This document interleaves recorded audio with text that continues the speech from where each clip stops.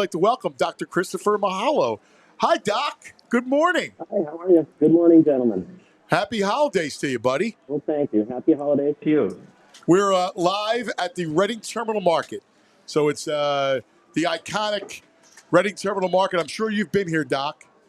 Absolutely. I love visiting it. So, and the question is, are some of the shrimp and oysters coming out to my office here? You can't send the beer out. Listen, we're going to send you a care package of all the great food here. All right. We've had incredible crepes and turkey and you name it. There's probably an Uncle Gus cheesesteak ready to come out here. So we'll send it out to you, Doc. You are lucky, man. The crepes are my favorite, I have to say. Hey, let's talk about, and I'm curious, the fractured sinus bone by Embiid. It's bizarre, the bad luck that Joel's had with the facial fractures. Tell us about the sinus bone. So let's talk about it a little bit now. In full disclosure, I have in the past been a team physician for the 76ers. I am not currently a team physician, and I'm not treating Joe for this injury. So, but yes, to understand this a little bit, the first thing is, when you look at these injuries in the NBA, they're very, very common, particularly in centers. They're the big man, they're in the mix of everything, and their elbows and everything else flying. So they're pretty commonly occurring, okay? Now, to understand the sinus themselves, sinus are basically air pockets, okay? And we have 3 of them. The reason we have them is to make our head and skull a little bit lighter. So there's a frontal right up top, and then there's the maxillary in here, and the ethmoids are a little bit deeper in there, okay? Now, the way to think of it is when you have a fracture, there are 2 different parts of a sinus.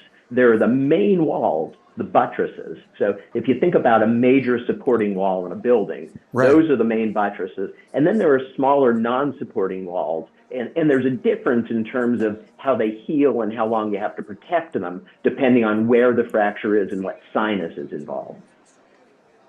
So this is fascinating. Which piece did you know? Did you read of which piece that he broke? So I do not know what sinus is involved in his case. So how long usually does it take to heal? And what do you do? Like, what's the care for that?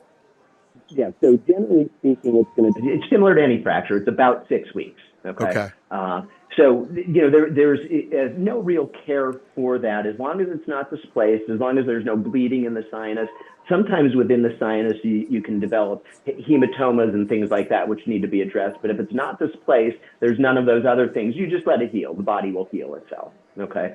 Now, the other issue for an athlete becomes, when you can get them back to activity. And that has to do with impact and not direct impact to the face, but, a big individual, big athlete like that running and jumping, because that impact could affect the fracture as well. So that's why we're so cautious in terms of when you get them back to their activity levels. So, and obviously he'd have to wear the mask. I mean, we've talked about he's had to deal with that mask before. He's uncomfortable, and don't blame him, but he'll have to wear that, correct? Yeah, it would be a good idea. I mean, the issue with the mask is it's hot. It sweats a lot, it fogs, it'll affect your peripheral vision when you have it on. But the whole point of the mask is it kind of absorbs the impact and distributes it throughout, okay? But yeah, so it would certainly be a good idea if he can tolerate it as he's getting back to wear that to try to prevent injury again. Since we're talking about the sinus cavity, how does it impact your breathing? So, it really shouldn't affect breathing. So, they're more air pockets, and we use them for phonation and speaking, different things like that, but it usually doesn't affect breathing. The air as we're breathing, whether it's through the nose or the mouth, really doesn't pass through the sinus cavities. Okay. And it's interesting because that's part of the things that I think people don't know. Like, they hear about something like that, and you go, wait a second, you think sinus, you think somewhere around the bridge of the nose and even the forehead, but you would think that it would all be connected. So this is interesting. The amount of bad luck, Doc, it's unbelievable that he's had 3 facial fractures in the history of the NBA. There's only been like 34 in the history of the league, and he's had to deal with 3 of them. Man. He's well, and some of that goes along with the style of play that he is. And, if you're a more physical athlete, and, we'll see them if you look at some of the numbers in the NBA, it might be a shooting guard or, someone with a more physical style of play. You think of maybe Tyrese Maxey, Yeah. who's, so fast but really physical. That's the kind of athlete that is a little bit more at risk for having it in the NBA. Yeah, that's fascinating. What's what's your favorite sport? Do you have one? Do you love them all? What's your favorite sport? So in terms of me doing it or in terms of spectating? It's spectating. Spectating. It's going to be football, absolutely. And I'm a college football guy. Are you really? Who's your squad? Football. I went to Penn State undergrad, so you got to pull for the Nittany Lions on Saturday. My daughter graduated from there.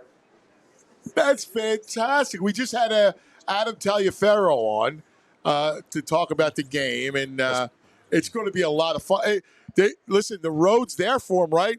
You got SMU. If you win, you get to go to Boise, so it's a great path. Absolutely. Yeah. They had a good draw with it. So, and listen, let me tell you, Adam Taliaferro, I've met him. What a truly inspiring individual. He is truly a sports hero. I have a signed copy of his book. He's an amazing young man. He really is. He's beautiful. In fact, we're working on a film, his movie.